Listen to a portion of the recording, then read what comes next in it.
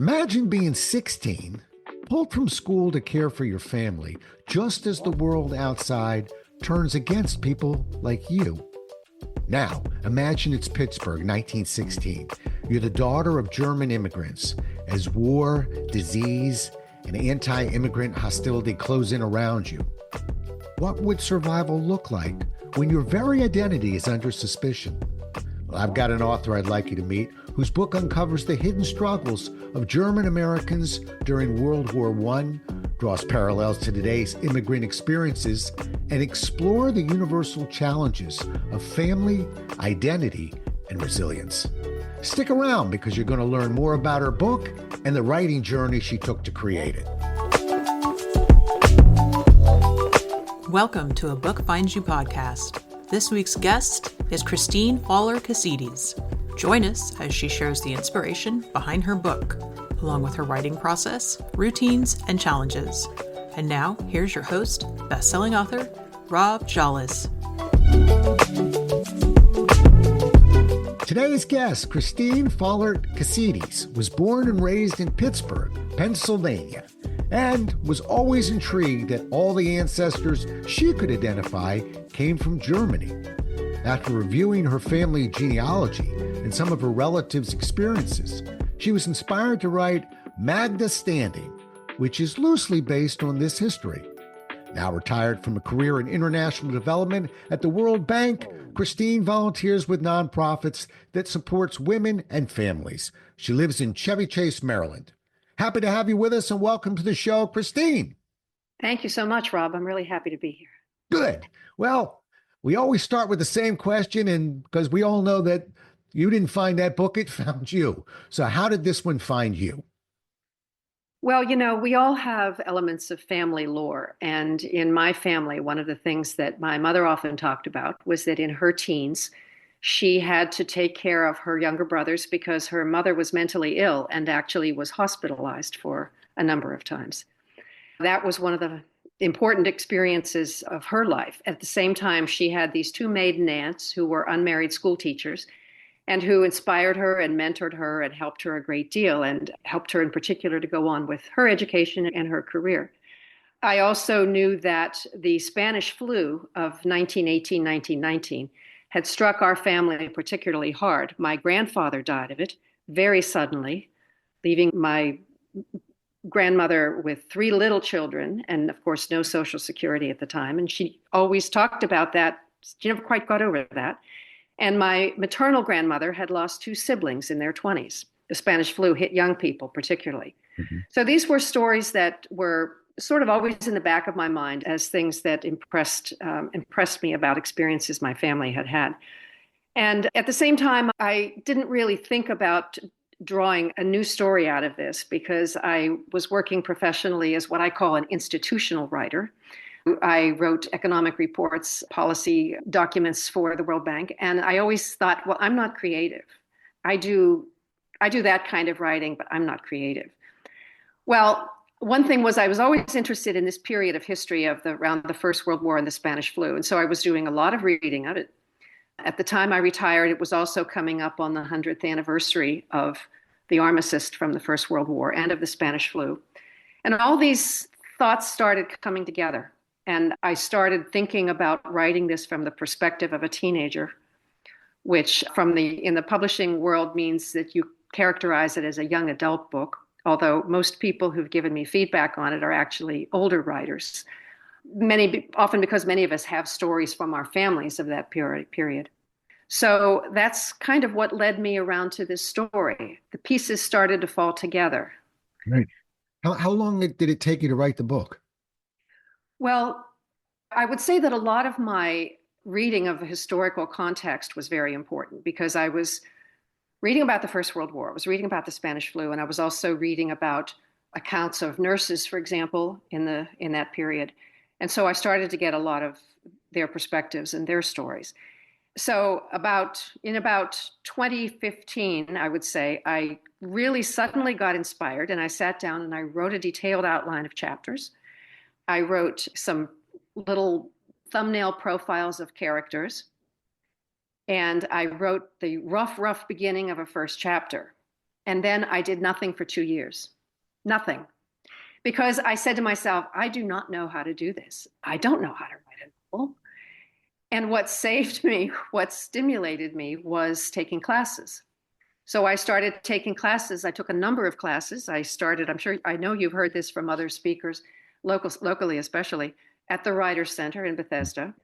From the Highlights Foundation is another good one. I listened to at least one webinar a week on all aspects of writing and publishing. And I got out some books on how to write a novel. And then finally, I think what really kicked me into it was as the pandemic came upon us, and it was awful for many people, but it did have one benefit for me, which is that I suddenly sat in front of a blank calendar in a very quiet house with nothing else to do. And I said, okay, I got to do this. And so fortunately, at that point, I had accumulated a great deal of research. I had taken a number of these classes already. And so I was ready. And I found some writing partners who also encouraged me. One of my dear friends from kindergarten through first grade through high school had just written her first book. And so that inspired me. I said, I got to do this. It's time. Well, I still want to kind of poke it just one more time because you used the words, I suddenly got inspired. Many people dream about writing a book, thinking about writing a book, plan to write a book, research to write a book, but we're looking for that suddenly inspired. I'm guessing a coconut didn't fall out of a tree. Was there an event or a moment that really made you say, I don't know how, I don't know where, but I think this is the time? Well, when I retired, I had a lot of time to think about what's on my bucket list. My mother passed away, and I was really absorbed in thinking about her life and the things she had experienced. We had a family reunion, and in the course of doing that, I did a genealogy search, and I said, I see the story here. One of the other things that provoked me to do it was I was, for a number of years, reporting books for an organization called Learning Ally, which does recordings for children and young people, usually with reading disabilities. And they were always assigning me young adult books to read. And I was realizing, so typically with a young adult book, it means that the protagonist is a teen, usually, someone facing sort of the first major existential challenge of their life, which often has to do with facing their family and what their family is expecting of them and how they have different desires for themselves. And that experience of reading all of those books in that time frame made me realize I see my protagonist. My protagonist is a teen. And so these things came together. It wasn't suddenly, but it was like, honestly, the jigsaw. It was almost like putting the last few pieces into the jigsaw puzzle. Right. Do you begin with the end in mind? I mean, can you see the end? I'm seeing how you got to the character. Mm-hmm. Do you? Some people, particularly the poets, will see the end and then kind of work their way to it. And a lot of the fictional writers will say, no, it sometimes goes in different directions. But what about you? End in mind, or you just let it go? Well, one of the things I learned from a number of the courses I took was that instructors for fiction often say, well, you can be a plotter or a pantser. A plotter is somebody who writes carefully the plot out. It changes, but they write it out thoroughly. And a pantser is someone who writes from the seat of their pants. They kind of sit down and say, oh, what's going to happen to this character today? I'm very much a plotter. And so, first of all, I knew that I wanted to write about this teen's experience leading up to when the U.S. joined the First World War, which happened after the First World War had been 3 years underway in Europe. I wanted the First World War to affect her family very much because my relatives were, my ancestors were German, and Germans at the time were really looked at with great suspicion because Germany was the aggressor. And the Spanish flu occurred most aggressively in the last 3 years of the First World War. And I knew that that was going to be perhaps you could say the sort of denouement of the story. So one thing I've told people, as I said, the story has two major villains, and that's the First World War and the Spanish flu. Right. So I knew that my arc was going to lead to that. And as with a teen protagonist, your character always has to have an arc, of course. They have to learn something. They have to go through certain crises and so on. And in this case, she starts out at the age of 16, and she's told she has to leave school to take care of her little brother and her mother. And she's furious. She's resentful. But she manages, with the help of these maiden aunts, to finish her studies, and then she goes and joins the Red Cross volunteers and really engages with the war in her own way. And so that led me naturally sort of into the war and the flu. Yeah. Well, just so you know, you're dealing with a fellow plotter. And I really, as we're trying to help other people who are kind of newer writers who are listening in, I'm not supposed to pick a side, but that means I'm picking a side. And I really think if you've written 5 or 6 books, go at it. Take a creative journey. But if this is your first book, I really think it might be nice to get a good full look at the picture, be a plotter. You worked it in. I'll just make sure people heard it. That doesn't mean it's a straitjacket. It moves and it expands and contracts and it changes. But to have a general sense of direction and really get a big picture look, I think provides a lot of confidence that we need to say, I can see it. I think I can get this done. When you've done 5 or 6 books, that's not a worry anymore. But for that first book, it is. So I'm pleased to have heard the word plotter. Let's put it that way. As a fellow writer center teacher, I like plotters for first time authors. Well, and I have to say that in the courses I've taken, the instructors have generally encouraged plotting, at least in the sense of saying, see if you can map out 3 acts at least. Something happens to your character here. The character goes through various changes, crises, experiences, and then something helps them resolve. At the very least, try to do that. You know, you hear a lot of people who say, well, I had to revise and throw out and rewrite and, 25 times to get to this book. And I can't help thinking that's definitely a pantser, because for a plotter, you have a better idea where you're going from scene to scene and chapter to chapter, I think. And oftentimes, part of my writing process is to spend a lot of time just thinking about what the next scene or two is going to do. I don't sit in front of a blank screen and say, okay, I got to write 200 words today and I'm going to do whatever comes out of my head, because chances are that's going to be pretty useless for this particular book. So I spend a lot of time remapping, and then I can sit down and write better. That's how it works for me. When I did my institutional writing, that's how I did it. Right. I still have that style pretty much. Yeah. I'm a very much a plotter. I follow an outline, a pretty detailed outline. It expands and contracts, as I said, but I've got to sort of see it to get going at it. The one thing that really I wish people wouldn't do as often, and that is throw stuff out. It's not clicking. Sometimes, as a guy who delivers seminars, I'll tell a story, and every now and then people come up and go, "It's a great story. Have you ever told that before?" And I'll sheepishly say a few times, I may have told that story 500 times. Been on as a professional on my own for 32 years, but I don't lose confidence in a story and something I'm saying as long as my audience keeps changing. And so just because I'm tired of it doesn't mean my audience is tired of it. Think about it. When we keep going over and over a manuscript, there's a part of us we don't realize is just getting tired of it a little bit. And so I don't want to throw it out because the author is tired of it. Let's try this on an audience and see if they're tired of it. So I want to protect everybody's manuscript. There's no throwing out. Just put it in a drawer somewhere. You can even lock that drawer if you'd like, but let's stop throwing things out. I know many people who wish a year or two later, wish they could get their hands on some of that. Right. Well, when I went for 2 years doing nothing, I did not throw out the document. I printed hard. I still feel safer with a hard copy print. Yeah.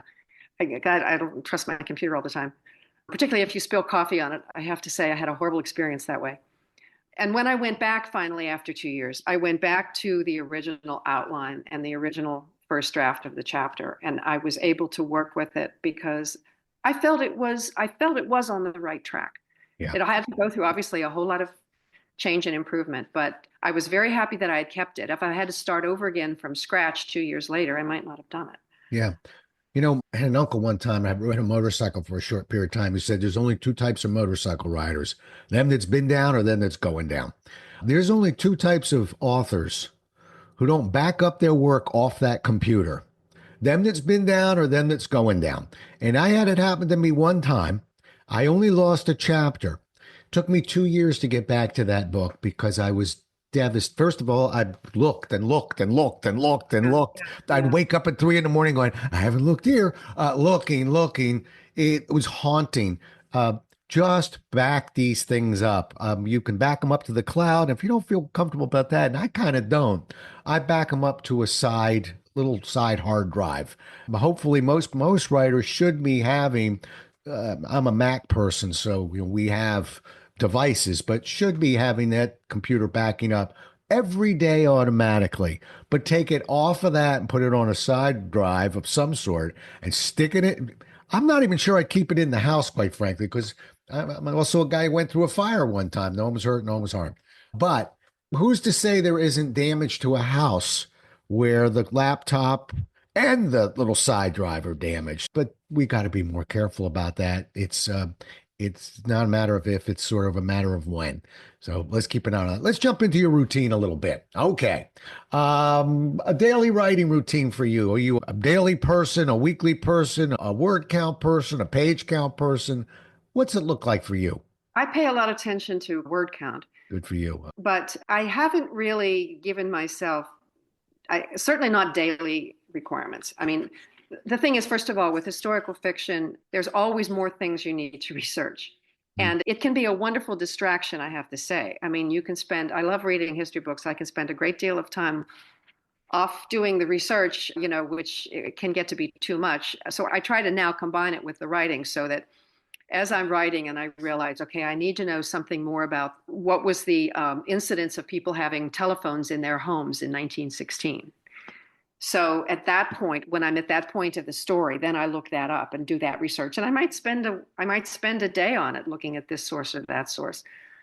I try to do something on the book most days of the week. Oftentimes that is research, or that's just sitting, thinking really hard, looking at my outline, what needs to come next. And then I tend to write in kind of spurts.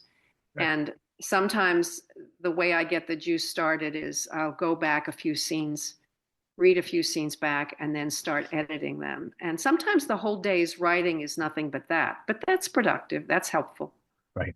And then at one point, when I was about maybe halfway through the novel, I said to myself, I want to finish this by the end of the calendar year. And I did achieve that goal. So for that, I actually worked back. The first time I ever did this, I worked back and said, that means I need to do so many words a week. Right. That's what I was looking for, by the way. I was curious if you were going weekly on that. Everybody has their own way. I'm that guy. I am a word count weekly, not a word count daily, because things happen. But, I was also a marathon runner. I had a certain number of miles I'd put in a week, not in a day. And I could cut that week up any way I wanted. And if that meant I played around a lot that week, my weekend wasn't quite as fun as I had planned it to be. But I really worry when people go, I have to write this many pages in a day, every day. It's like, well, okay, that's a good way of really falling out of love with writing. We've got to give ourselves a little bit of space and some time there. Right. And I also like the word count. I say this a lot, but page counts, I don't know. Are we double spacing? Or we I agree. using a massive and it's right there font? on the bottom of your screen. It's the easiest thing in the world to keep track. It doesn't lie. The word count does not lie. It's accurate. So good. Okay. How about you have a favorite place to write? Well, in my bedroom, I have a desk and a comfortable chair. When the weather's nice, I go out on a screen porch and do it there. I've told myself a few times that I was going to go to a separate location, like the Writers Center for members. They have the carrels down in the basement. And I said, gee, that would be nice. I should do that. But at the same time, I often just tell myself that if I spend that extra time getting there, as opposed to sitting down right now and getting started, I might be more productive if I just do it right here. So I'm usually just comfortable doing it at home. Yeah. And then I can make myself tea, coffee, whatever, Yeah, I can write almost anywhere, but outlines, when I'm outlining a book, I really like to be in some place kind of cool and interesting and creative. Other than the rest of it, that's not every day. That's just that day. You didn't use this word, but I sensed you were kind of nibbling on it in terms of people we were talking to. I used the word accountability partner. Did you have an accountability partner or a group that was kind of that you knew that you had to go back to and report to about your progress, or did you do this quietly? I don't know, accountability partner makes it sound a little bit intimidating. First of all, in the online classes, I did meet some people. We gave sections of our writing to comment on each other. And so that, there were a couple people who were particularly helpful, I thought, in the comments they made. So when the class was over, I kept in touch with them to ask them if they'd be willing to share and to look at my pieces and likewise theirs. And I was in a book critique group for a period of about maybe 4 months. Unfortunately, it disbanded after that. But that was helpful, although they were all writing different genres. And so I felt that I wasn't that helpful because they were doing a lot of science fiction, and I actually don't read science fiction. So I was kind of confused. But I did find that once I had finished the whole manuscript, I gave it to a number of people to read all the way through, including a professional editor. And of course, at that point, I had invested so much in it that if they had said, this is 2/3 horrible, I would have been very upset at that point. But I had gotten enough feedback along the way in the classes and so on that I was pretty sure it wasn't going to be that bad. And I got some constructive help at that point. That was very important. It's interesting you use the words, intimidating with an accountability partner.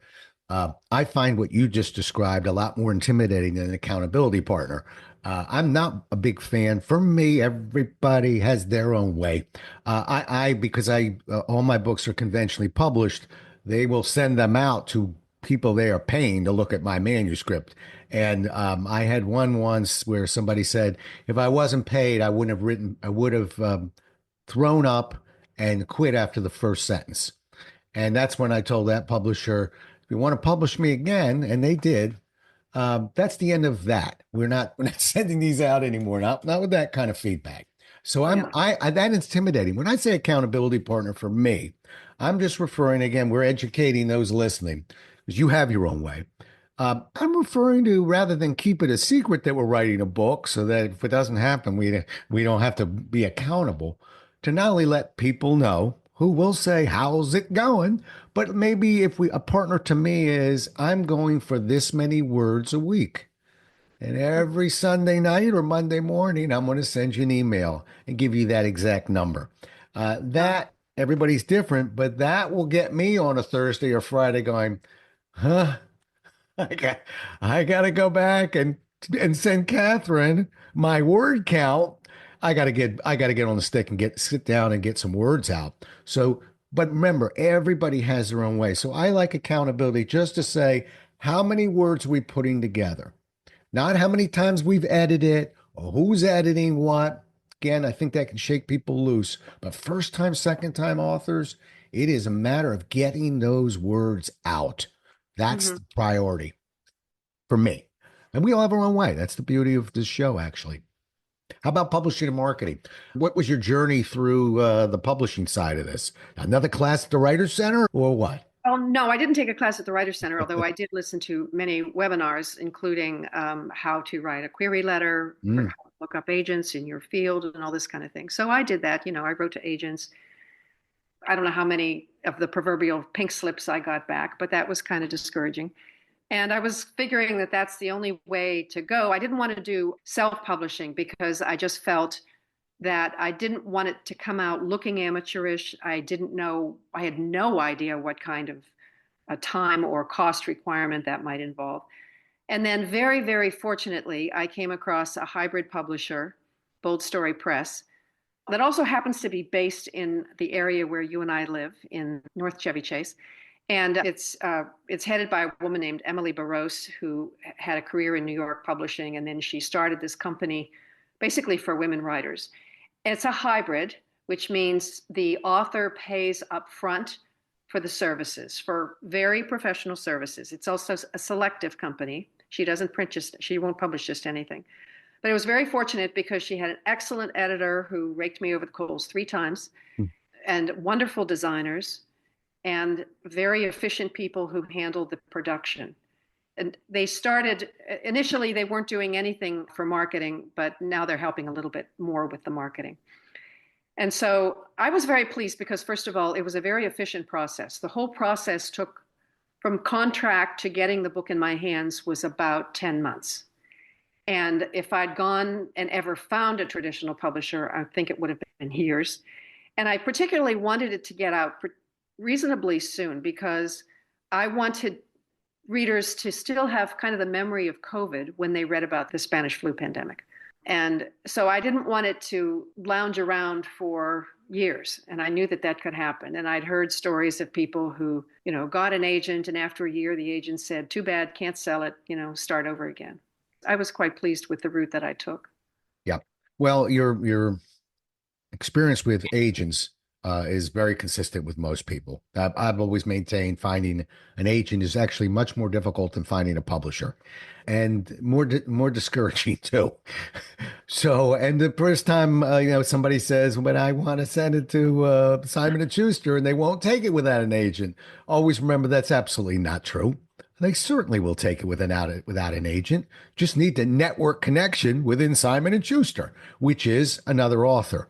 So that's why we have things like LinkedIn and I guess Facebook. I'm more of a LinkedIn guy. I'm a business author, but I just wish people would open it up a little bit more there and not be as concerned, because I think the agent world is tough. They're just getting tons and tons of books. I'm not giving them a hard time.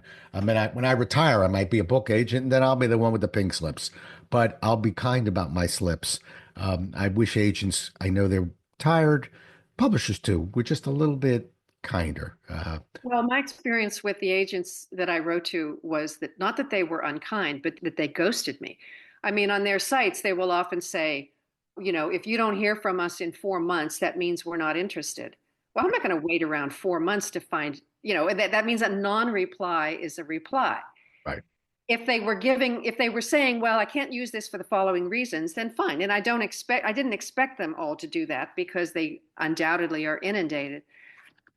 But the most discouraging thing was just not getting any responses at all. Yeah. And I know I was following the rules. I had done my query letter with professional advice, for crying out loud, Yeah. So that was not my problem, I don't think. Right. You were taking all those classes. You had it right. Only thing I'll correct on you is a little bit is that's bad press in terms of conventional. Going through it 6 times, I can tell you I've never had a book take more than 11 months conventionally. Maybe I'm lucky. It's four different conventional publishers. That's good. That's good. Yeah. So hybrids will typically track very close to a conventional, because in a sense, they are conventional. You're just participating in the cost of production. But everything that, in theory, goes into a conventional published book goes into a hybrid book. And that means foreign rights and marketing and all. They have a small publicist and all those things. So good. Okay. And smart, if you've got a hybrid and you've got a budget for it, do that, because get 2 or 3 books into this and you won't need as much guidance.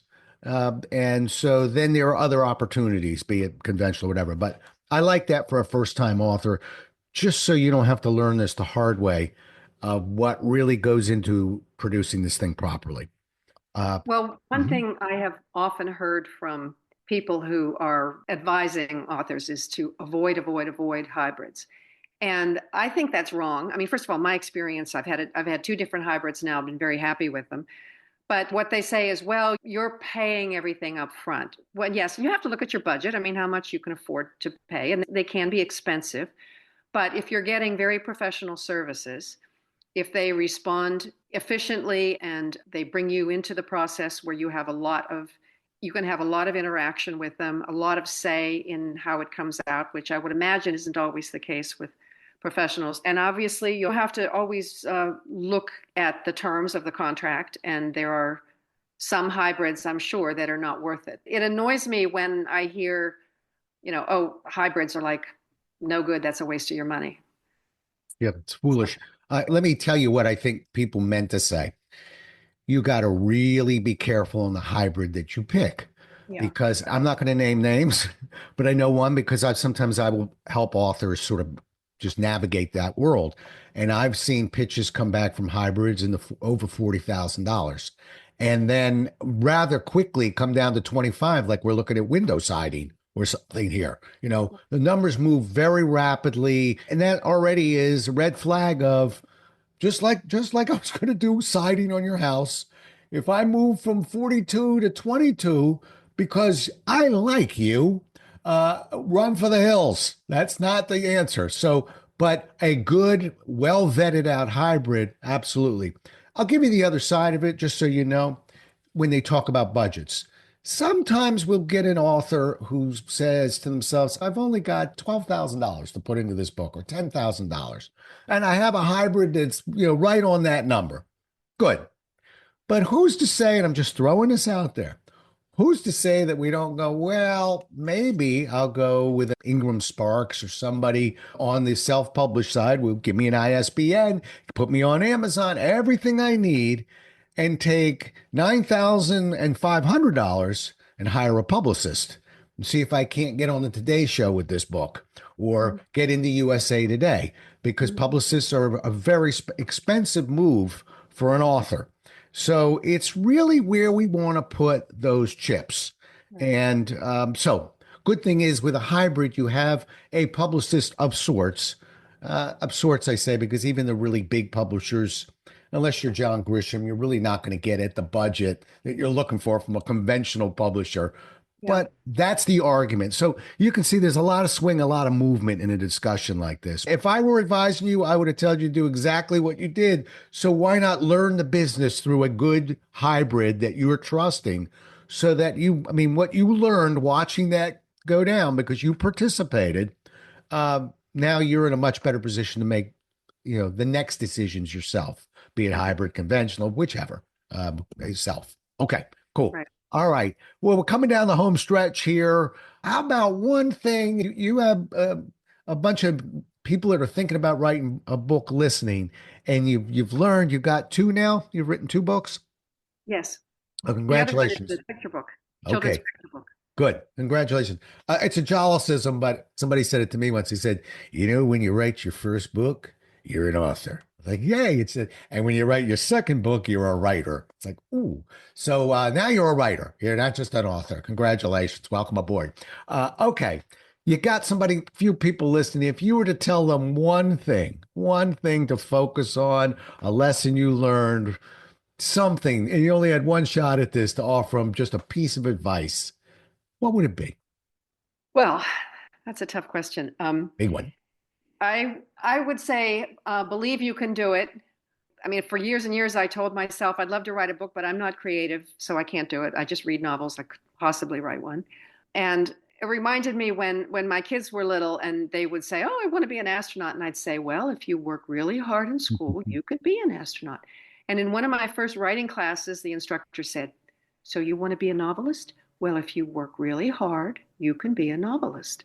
And I thought, hey, I can. Wow. I felt like that little kid, that little 5-year-old getting the message. So believe in yourself and also do the homework. I mean, I could not have done this if I hadn't taken the classes that I took and met the other authors.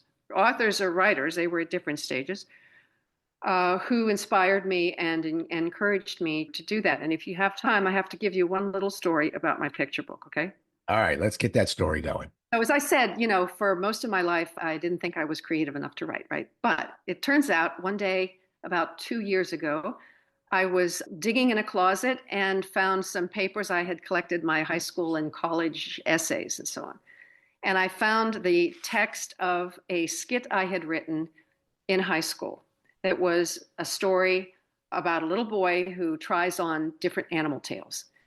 And I thought, hey, now that I'm a writer/author, I think I know what I can do with this.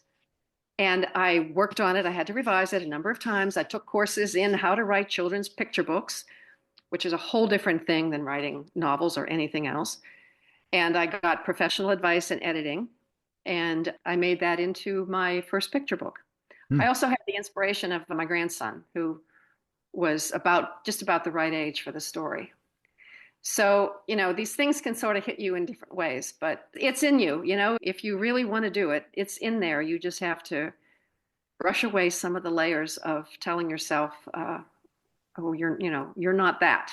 Right. You can't do that. Right. And don't quit. Don't quit. Don't quit. Right. Asterisk see bottom, and don't throw stuff away either. But that's a Rob thing. But don't quit. Right. It's my dad's used to say, "See that guy over there? He's same as you.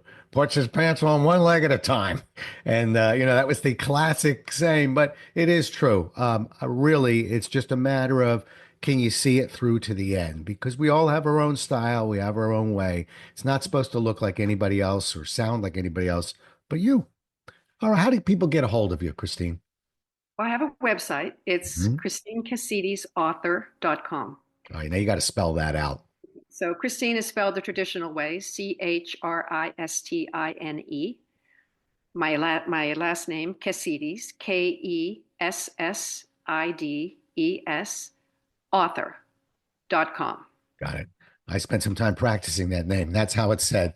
Is there a dot between Christine and the last name? No, one full word. There we go. Christine Okay, Kessides Author is all one.com.